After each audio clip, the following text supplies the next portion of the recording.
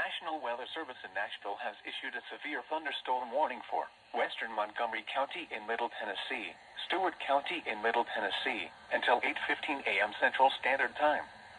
At 7:40 a.m. Central Standard Time, a severe thunderstorm was located near Dover, moving east at 60 miles per hour. Hazard, 60 miles per hour wind gusts. Source, radar indicated. Impact, expects damage to roofs, siding, and trees. Locations impacted include Dover, Clarksville, Big Rock, Cumberland City, land between the lakes, Indian Mound, Palmyra, and Woodlawn. A tornado watch remains in effect until 11 a.m. Central Standard Time for Middle Tennessee.